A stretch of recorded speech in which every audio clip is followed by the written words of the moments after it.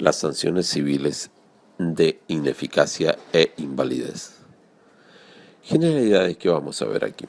La mayoría de la doctrina, tanto nacional como extranjera, entiende que existe entre ineficacia e invalidez una relación de género-especie. Es decir, toda sanción de invalidez constituye ineficacia en sentido amplio.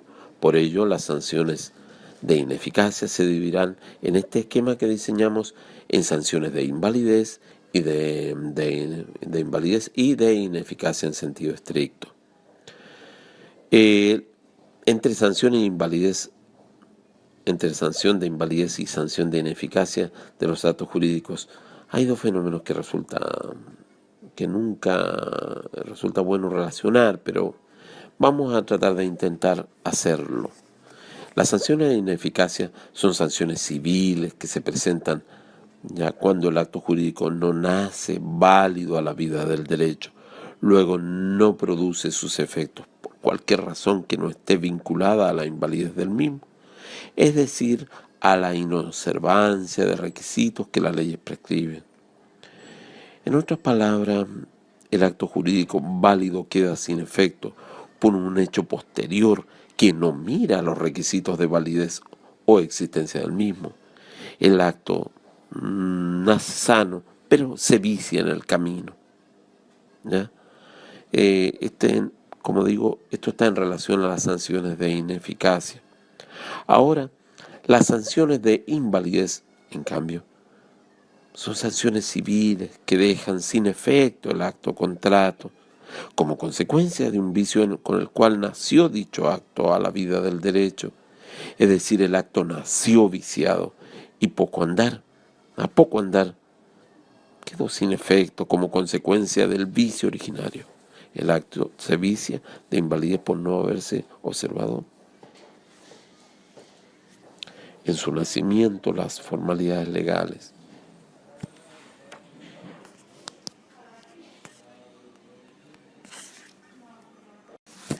Sanciones a la ineficacia de los actos jurídicos. La resiliación. En el artículo 567 nosotros revisamos la resiliación. ¿Qué es una convención? La resiliación en el fondo es una convención, es un modo de extinguir las obligaciones en virtud del cual las partes capaces que dieron nacimiento al acto o contrato convienen ellas mismas en dejarlo sin efecto.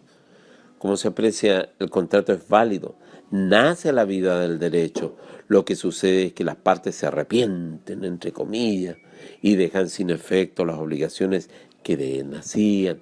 La doctrina discute si resiliación y mutuo disenso son sinónimos. La mayoría de los autores considera que hay una relación de género y especie, donde la resiliación sería el género y el mutuo disenso la especie. Por la resiliación se puede convenir poner término a cualquier obligación existente entre las partes, mientras que por el mutuo disenso se conviene en relación con las obligaciones nacidas de un contrato. Como sea, el Código no ha hecho tal distinción y las trata como sinónimas. La resolución, ojo, resolución, no resiliación, resolución. Es una sanción civil de ineficacia que se presenta cuando una de las partes de un contrato bilateral perfecto no ha cumplido con su obligación correlativa.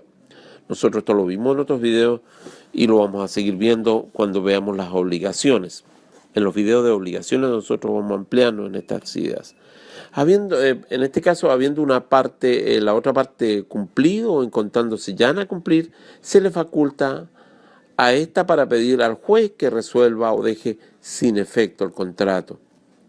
Por regla general, la declara el juez, salvo en la condición resolutoria ordinaria, que opera de pleno derecho, o en los casos de pactos comisorios calificados, según veremos, con excepciones. También, en este caso, el contrato nace perfecto a la vida del derecho, pero el incumplimiento de una de las partes de sus obligaciones trae como consecuencia que el contrato deje de producir sus efectos. La revocación. La revocación se presenta cuando una de las partes unilateralmente pone fin a un contrato bilateral. En aquellos casos excepcionales en que ello procede, por ejemplo, en el contrato de mandato, el mandante puede poner término unilateralmente al mandato y en ese caso se llama revocación. Cuando quien pone término al mandato es el mandatario, se llama renuncia. El mismo nombre recibe en el contrato de sociedad, que es un contrato plurilateral. En los contratos de tracto sucesivo, como el arrendamiento, la revocación, se llama desahucio o terminación.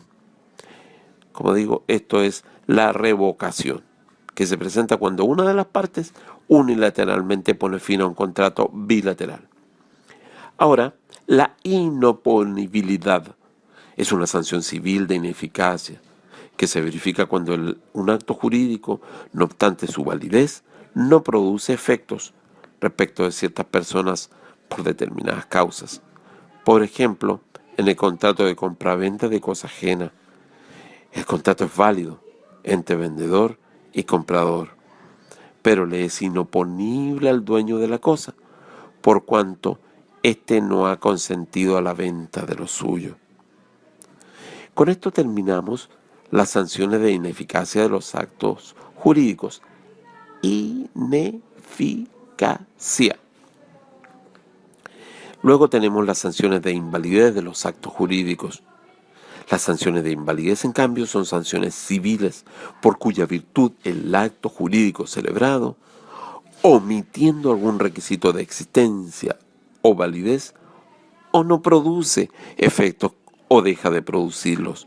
Los casos de invalidez son dos nada más. Dos: inexistencia y nulidad. Vamos ahora a analizar la inexistencia.